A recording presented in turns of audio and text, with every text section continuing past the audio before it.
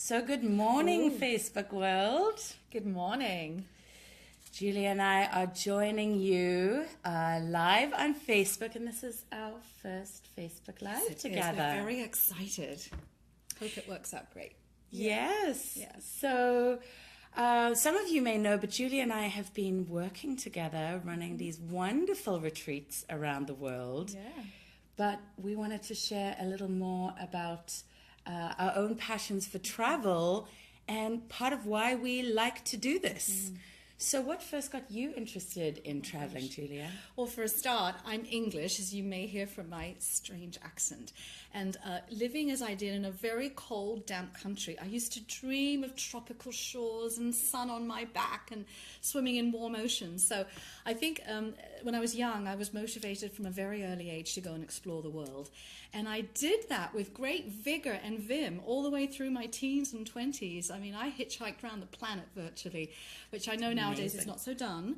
But in those days, that's what we used to do when we didn't have money much and we just wanted to go see wonderful places in the world. So I've been a traveler really all of my adult life, and it's my great passion to share this beautiful planet with friends and students, and it's what I've been doing for the last 22 or 3 years now, is leading group trips all around the world. Yeah, and now we're doing this together, which is even more fun to have somebody sharing this with me, and sharing the tantra in exotic locations is even more yummy. So. Well, I love it, Julia, that I feel so blessed because Julia really kind of pulled me in and said, come, let's do this fun thing together when we launched our first Hawaii retreat. But we're both pretty passionate travelers. Yes, you too. You've traveled all over the world, right? Right. Mm-hmm. We both have interesting accents. Yes. Where's yours from, Caroline? Just I know. I feel like I'm always telling people, but yeah, I'm sure there are going to be some viewers this morning. Good morning, Al. Good morning, Osho. Good morning. That don't yet know where my accent is from. And people, that's probably the number one question I get when people first meet me. Where are you from? Yeah, me too. So I grew up in South Africa. And after college, I went to London. After university, I went to London. My hometown, more or less. That's right. Yes. And hi, Michelle. Michelle is used to be my next door neighbor growing up in South Africa. I used to babysit for her when she was little. Good morning, Deborah. And after university, I went to London. And that's really where my passion for travel was ignited, because in Europe, everything is so close together, and you can just hop on a plane or hop on a train or a ferry and be in amazing countries. And I actually dedicated 3 years of my life to traveling the world. I spent a year living in Australia, 9 months in New Zealand, and then found my way to California. As we both did, and here we are. So it's kind of fun, isn't it? What brought you to California? I don't know. Oh gosh, it's a long, in a super small nutshell. When I was in my early 30s, I was traveling across this continent, backpacking around, and I ended up in Yalapa in Mexico, which is, by the way, one of the places we're going to take people this coming year for a tantra retreat. And on that beach, I met Tony, who became my husband, and he was from California. So I ended up moving here with him. And that was a long time ago. When our marriage dissolved, I decided to stay here in California because I love it here. I love all the outdoorsy stuff I get to do, and the consciousness that's here is very yummy. So here I am. Good morning, Shelley. I've just learned something about you. I didn't know. I know we're still learning things about each other, Julia. I didn't know that you had met your husband on the beach in Yalapa. I did. In fact, I wrote a book about it. If you look on my website, it's called Left at the Big White Pig, and it's the story of how I came to California and found yoga and just sort of evolved into who I am, really. And it's a fun biography, so anyway, just mention that. Clearly another book I need to add to my it's a fun read. My growing list. Yes. So one of the things that I really enjoy about you, Julia, is when we go to some of these amazing places, like our first time in Hawaii, I noticed that one of the very first things you do is you find somewhere to swim, anywhere. And Julia's like a little fish. Yeah. It almost doesn't matter where. She'll just hop in the water and go for a swim or go for a snorkel. And after we finished our retreat on the Big Island of Hawaii this year, and we were having our downtime, you did something much more dangerous. I wasn't even up for it. You went snorkeling on this coral reef. Oh, yeah, I did. Yeah, it was a bit dodgy. Do you want to share Well, more it was a little about bit that? shallow, so I had to be very, very careful, and I think you got a little banged up that day. But no, that's just me and my crazy curiosity to just see everything that's under the water. I'm a diver. I love to snorkel and dive and play with the fish and see the coral. And for me, it's a very sensual thing to be in the water. I love the feel of it. And it's actually a tantric practice in many ways, because when I'm in the water, I'm in my body, I'm in nature, and I'm expanding into the water around me and sort of blending with my environment. And I actually find that a tantric practice. Do you like swimming too? You enjoy that? Well, I do. I love it when the water is calm. But you like jumping in the waves. I saw you in Big Island. I do jump in the waves, but I think it was when I was in Greece years ago that the water was like really flat, calm. And I remember this time on the Big Island, you could kind of bob along on the waves, and the waves would just like gently caress you and lift you up and bring you down again. Yeah, lovely. And that feels incredibly tantric. It does. To me, it's like this very gentle, rocking meditation. And I'm not very good at being still or calm or quiet. So that's an opportunity for me to kind of slow down and allow the sea to really lull me. To caress you. And to caress me. Yes. And water is the element of the second chakra, so it's nice to connect with that in that way. Yeah. So for those of you that are new to Tantra and don't know what the second chakra is, chakras are energy centers in the body. There are many of them. There's sort of 7 major ones that most people agree on. And the second chakra is a little below the belly button, connected to the genitals and to the water element, right. to the creative parts of ourselves. So where are we going this year with everybody, Caroline? I am so excited about all we have planned for you guys. Literally, Julia and I came off the high of our Hawaii retreat and couldn't wait to start planning the next adventure for all of you. We were supposed to take some rest days, and we couldn't. We got so excited. We got so excited. Yeah. We sat there looking at these gorgeous, expansive ocean views out to the horizon and planned what we have. Well, because I think for me anyway, the excitement of it is that it's lovely to do these practices, but it's even more lovely to combine the practices with being in an absolutely gorgeous place where we can feel ourselves expand even more because of the nature, because of the fact there's tropical breezes blowing, and we're in a very different environment to what we're used to at home. It helps us really get out of our routine and out of our head more quickly and just become present into what's around us. And personally, I don't think it gets much better than that, of being with a group of wonderful people and connecting and opening the heart and then diving into the ocean. Why not? Right. Well, it's one of the things I so appreciate about what you and I create, Julia, is so often I've been at workshops or retreats and you're stuck in a room and it feels all boxy and there's no air and you're having a really transformational experience, but you're completely cut off from the outside world. You could be anywhere. And good morning, Mark. Thank you for diving in with us. Good morning. Mark was at the kirtan that I was at last night. He was hosting it, actually. So I love it that we actually incorporate exploring these amazing places actually into the retreat so that you're not just stuck in a classroom all day. Because what's the point of flying to Hawaii or Mexico or wherever you choose to be and then not getting to see any of it. Yeah. So we include that as part of the Tantra. We absolutely do. Should I say anything about Mexico? Well, why don't we start with what we have planned in California? Oh, okay. Yes, we can do that too. Yeah, because we have some yummy things for those people that perhaps don't have the time or you know the money to do an airplane ride somewhere.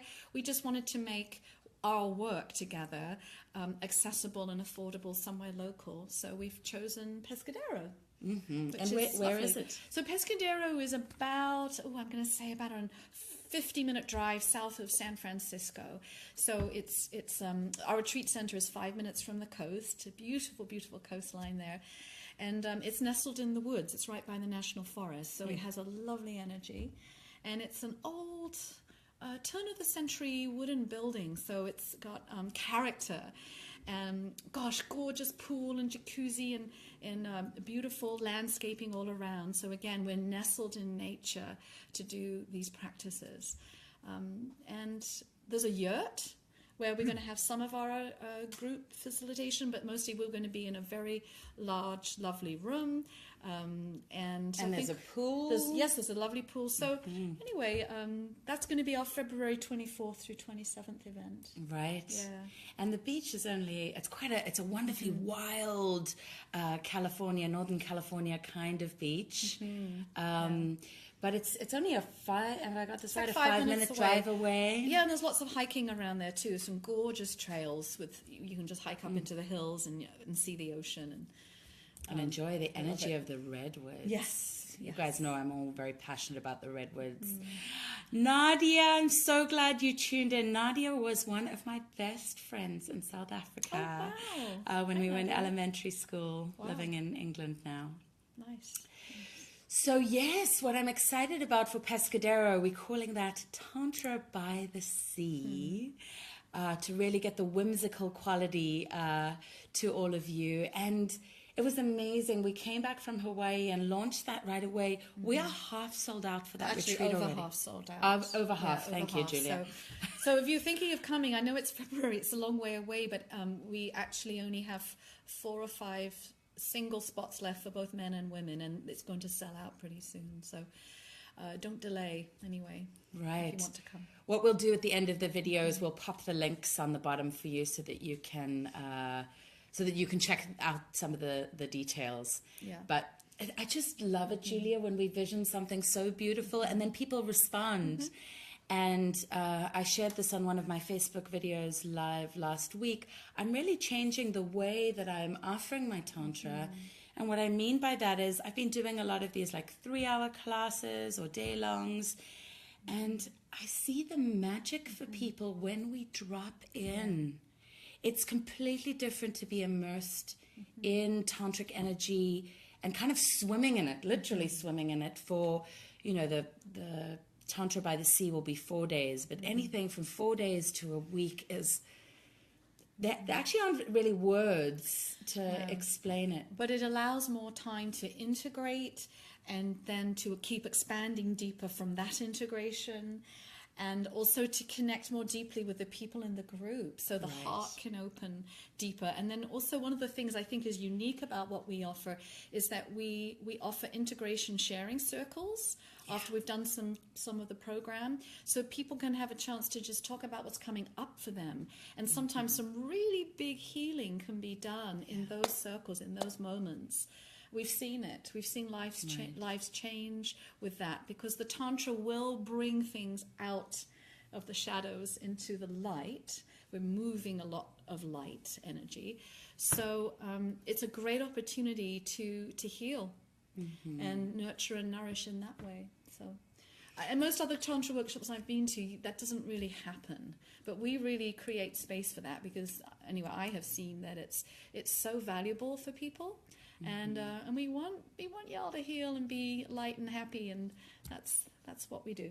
Right, and be free from the things that are holding you back in life. I mean, we had a couple join us in Hawaii in June, and I'd been working with them for about 9 months, and they were making great progress. But it was really incredible to watch what happened for their relationship in that week. They blossomed like I'd never seen them blossom before. So, it's just extra special, which is part of why we're making it more available for you. So, Julia, just jumping back to some more of the passion for travel. I know you've been to so many places. It's probably hard to pick a favorite, but if you had to pick something you want to share with our viewers today about either the most exotic or unusual place that you've been, maybe even a story you want to share with them today. Boy, I'm on the spot. I totally put her on the spot. I did not warn her that question was coming. Well, off the top of my head, I'll just mention a couple of things. Well, first of all, one of my people often ask me, where's your favorite place to go? And I guess I have to say Bali, because I've been there, I hate to say it, I think I've been there 22 or 23 times. I've lost count, but I've been taking groups there for 20 years now, and sometimes we've gone twice a year. And it never fails to enchant. So, Bali for me is like my other home. Everyone, the people in the hotels always say, welcome home, Julia, when I walk in. So I always feel so loved and welcomed by those amazing Balinese people. So Bali is definitely one of my favorite places. This year I'm taking a group to Bhutan, and I went there a couple of years back and checked it out for myself and absolutely loved it. And I think Bhutan is so special because it's only recently opened up to tourism. It's quite expensive to go there. They only let so many people in. There's only like one flight a day from Bangkok and that kind of thing. So it's very limited, but it's still a very pristine, pure place where the people really, well, the king there anyway, wants to know, are you happy? And he's created this idea of gross national happiness. And there are surveys that go out to measure that for the people. And I love it that the actual king of the country has been so interested in the welfare of his people in that way. So to me, visiting a country like that and learning about the way they're doing life, so different from the West and so untainted, if you like, that's special, and that to me is one of the joys of travel, is exploring other ways of thinking, other ways of being, and that expands me. So I love that. I love to share it with my friends. That's why I'm going again. Yeah. And it's so true what you say about going to a new place and it expanding your mindset, because when we go into new cultures, and especially somewhere like Asia, it takes you out of your head and it opens you up to a whole range of new ideas. It does. Part of why I'm so passionate about working with people is having met a huge variety of people on my travels all over the world. They help you look at the world through a new lens. Definitely. And it makes you question the fundamental things about your life, and it gives you a completely different perspective. So it's so true. And they say travel expands your mind, and that is so the case if we have eyes to see. If we are willing and available to open ourselves and take some risks and talk to the local people and eat the local food, we're going to have new experiences, which helps us to blossom, I think. Right. Don't you? Yeah. Absolutely. Yeah. So I want to just give a shout out to Leslie. Leslie's a friend of mine from London. It's so good to have you jumping on. And hi, Angel. I think you're in Canada. Yeah. So one of the other things I so enjoy, Julia, is how you really live out your yoga.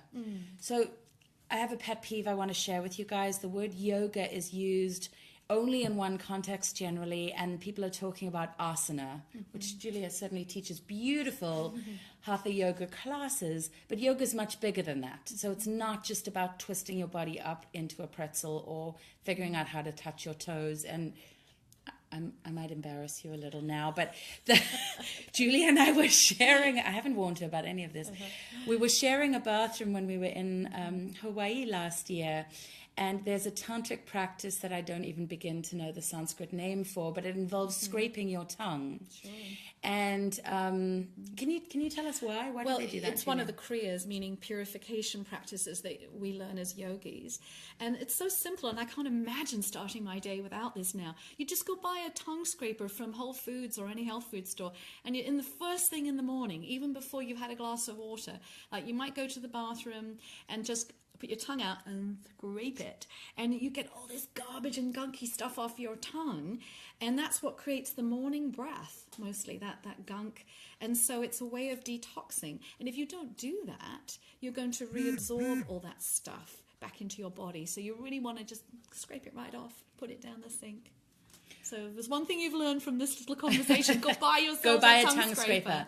I was introduced to it by one of my actually tantra teachers, but he teaches the breath work and the asanas. And but I actually had never met anybody else who did it. So I love discovering this. And Julia, on the bathroom sink was Julia's tongue scraper. I'm like, this is the sign of a hardcore yogini. I'm not that hardcore, but anyway, to me that's easy to do because I believe in do what's easy and do what works. That's the deal. So. Oh, great, Paul. You're saying that you love tongue scraping. Yay, awesome. Sure. Yeah. But we bring so many aspects of yoga in many forms into what we teach. So. And, we should mention that Tantra is a form of yoga, or yoga is a form of Tantra, whichever you want to say. I don't know which came first, chicken or the egg. But Tantra yoga is a way to expand yourself with a lot of breath practices. And that's what Caroline teaches so masterfully with a lot of her white Tantra practices. And, if your energy body is contracted and not expanded out, how do you think you're going to get that beautiful divine union merge with somebody else? You're not really. So the first thing always is we teach people to expand their energy field and also clean it up. So we do a lot of purification through breath work and I have some visualization practices I put in sometimes to help clear out what might be stuck in the heart chakra and things like that too. So, right. Good stuff. And the breath is so foundational. And you guys all know, if you follow me on Facebook, good morning, Rebecca. If you follow me on Facebook, I talk a lot about sex. And I focus on that very consciously, because if I tell you guys to breathe, nobody breathes. And if I tell you guys are going to have bigger, better orgasms, you all breathe, right? So and the reality is, if you breathe, you're going to have more pleasure in your body, and you're actually going to be more present in your body. But so not only do we teach Tantra yoga, and you teach Hatha yoga. So on our retreats every morning, it's so wonderful. We start our day opening and expanding the body through Hatha yoga. Which is optional. If you really choose to sleep in, of course, that's up to you. But there's an invitation to come and join.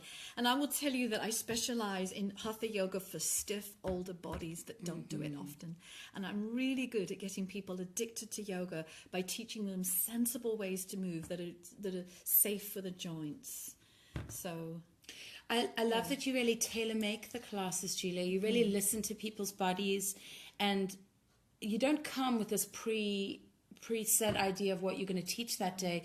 You really listen to who's there and what everybody needs, and you ask us. And I notice Julia inspires me when I get home. See, it is there. My yoga mat's out in the corner. We'll verify that. As a visual cue to make sure that because I need to do asana more. Yeah. So I love it that from our retreats I get more inspired to do my home practice. I'm also very passionate about weaving in something called Bhakti yoga. Yes. And Caroline is the Bhakti queen. Oh, the aspiring, very humbly offering. No, but I want to speak a moment to that, if I may. Sure.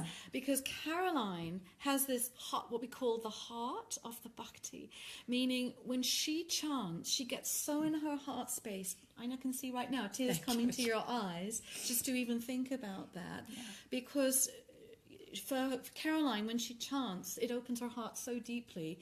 And that is your passion, isn't it? It's a huge part of my personal practice, and for me, it's incredibly tantric. Yeah.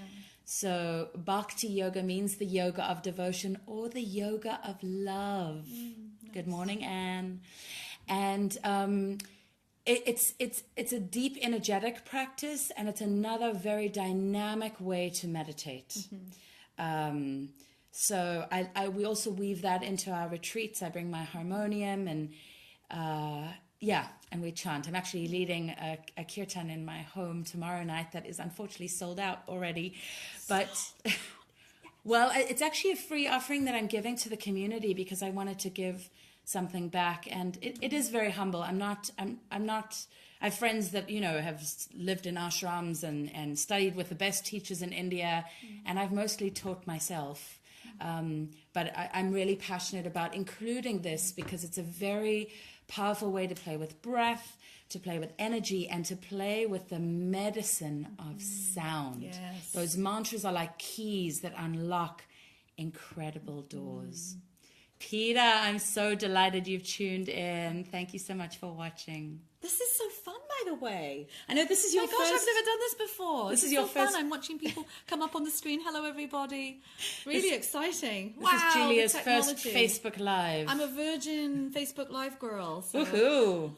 Hope we're doing okay. Are we doing okay? Can they put a Yeah, thumbs up? you can let us know. Give us a thumbs up on Facebook if you're enjoying. I hope can we're like being this video. stimulating and interesting for you all. I'm sure two beautiful ladies in their Shakti are pretty stimulating. And you know what else is funny? We didn't plan, like Julia and I did not plan our wardrobe. And when she arrived, I was in my blue dress and she was wearing her blue top, and I was like, so beautifully in the flow. So there's another wonderful aspect of yoga that you include, and you touched on it when you talked about the sharing circles that we offer. But can you share with the audience a little bit more about jnana yoga? Yeah. Because I love that you bring jnana into our retreats. Yes, so jnana means wisdom or knowledge, and it is one of the 4 foundational paths of traditional yoga, but one that's not often taught here in the West. I happen to love it. It's yoga for the mind. So it's yoga to help clear up your conditioning, let go of negative beliefs, and essentially let go of any garbage that's in your head that stops you from being a free, vibrant, happy person. So obviously that's not something that we can achieve in 90 minutes. It's a lifetime of learning to activate what we call our witness or our awareness that watches the thoughts, watches the behavior, and over time starts to unravel what no longer serves so that you can have some peace of mind and you can learn to respond rather than react to situations and essentially become and blossom more into your human potential. So it's kind of my baby. I love that aspect of yoga, and I've written books on it. I do teacher trainings on it, and I encourage you all to find a jnana yoga teacher if you can. It's spelled Jnana. Thank you for that, because everybody's like, how do you spell know, that? huh? How do you pronounce that? Yeah. So jnana. And we do bring that aspect of jnana or self-inquiry into our groups when we do our sharing circle time, where we encourage everyone just to check in, like what's going on in this moment. So it's a practice of being present and expressing what's coming up. And then that's when there's often this great opportunity for healing. Mm-hmm. And really all the practices we're teaching, I mean, jnana, what I love about it is it actually gives room to celebrate the mind As well, yeah. as well, because in the West there's a lot of celebration of the mind, so there's space for that, and I think it's really valuable. But whether we're practicing asana or bhakti or tantra, we are trying to quieten the mind and watch what we're doing and get rid of that reaction time. I'm always working on that. Get rid of the negative self-talk that's always yapping in the head, right? You all know that one. Right. We know that one. We Well, know at least that I one. know that I one. know that one too. Part of why I've got to do these practices as much as I do, because I need them just as much as you guys do. Yeah, sure. So we have that retreat in California, but we also have another exotic location, which we've already let you into earlier in this video. We just didn't tell you about it. That's right. So where are we taking them in December? We're making you wait for it because we've making you wait till December 2017, and what is it, the 9th to the 16th, I think, of Something like that. I think that's Second right. week. We'll put it in the comments again for you guys. Yes, we're going to Yelapa, this magical place in Mexico. Like, Caroline hasn't been there yet, and she's so excited to go. But I have been, 20 times or so. So I know it really, really well. And it's actually a place where I've led my yoga intensives for the last 10 years. And so this time we thought it would be lovely to come together and bring you guys and do a tantra intensive. And what's special about Yelapa is that there's no cars there, so it has the sense of an island that's cut off from civilization. We get there by boat from Puerto Vallarta, and oh my gosh, it's the most magical thing to be coming on the speedboat up the coast, and suddenly you turn the corner into this magical little bay, and you see the mountains that come down to the ocean, and little palm trees and thatched huts on the beach, and it looks like some Polynesian island, and it's not. Here we are in Mexico, just 45 minutes from PV. And PV Puerto being, Vallarta. just for those that don't know. That's okay. Puerto Vallarta. And we get to stay in these little thatched huts overlooking the ocean where you hear the waves all night long. We will do some lovely hikes. There's 2 waterfalls to visit, one in the village area and one way back upriver. So we'll do some guided hikes that I'll take you on. And there's just plenty to do on the beach. There's parasailing and kayaking and stand-up paddleboard and just plain swimming and snorkeling if you like. And you can literally walk to the beach. Oh my gosh, walk! I mean, you fall out of your bed virtually and you're on the beach. So it's lovely, and they feed us really, really well. Look, I love to eat, so for me, the food is important, and they feed us 3 amazing meals a day there. So you will not starve. In fact, you'll be like, oh my God, we're eating again. But fabulous home-cooked Mexican food. Mm-hmm. Oh, and by the way, they have a great margarita bar as well. Because we like to celebrate. Julia is so sweet. Before we let our first retreat together, I said, Julia, in the spirit of yoga, I don't think we should have any alcohol. She said, Caroline, absolutely no way. We can't take people on vacation and not let them have any alcohol. You need your glass of wine at the end of the day. I need my glass She of was wine. like, this is a hard limit. I enjoy my glass of wine. Oh, I beg your pardon. Yes, Enjoy. Yes. Yeah, I mean, So. we encourage nobody gets drunk or anything, but just to relax and enjoy the You're on vacation after all in a beautiful place, so it's fine to enjoy your cocktail or something. Every now and again, I think it happens once each time we go away together for these retreats, I manage to have like 1 cocktail. I don't drink very much, so it normally only takes about one. Really is plenty. Yeah. Plenty for me, especially when we're so high on all this tantric energy. For me, that's my favorite way to get altered. Yeah. So we have to wrap up soon, right? I think so. But we have loved sharing with you. For me, it's been very special watching, especially some of my friends who I don't normally get to interact with much on Facebook jump on. And I especially didn't out them because confidentiality is a high priority for us. But one of the people that's joining us in Pescadero for Tantra by the Sea actually hopped on this video as well. Nice. I'll tell you if you didn't notice who that was afterwards. So we would love for you to come and join us on the amazing journeys that we have planned for you. We keep birthing more and more. So we'll put some of the links in the video below. But do connect with Julia and I on Facebook because we love to get to welcome you into our expanding Tantra And please, family. like some of you I think are connected to Caroline, please do add friend to me, Julia Tindall, so we can stay connected as well. Would be lovely.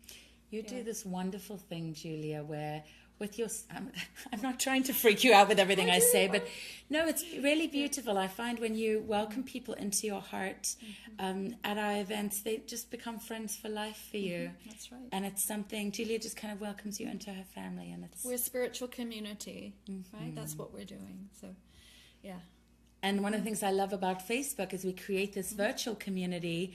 I mean, there have been people jumping in from India, even on this chat message. And I love that we get to stay connected with so many of you, no matter where you are in the world.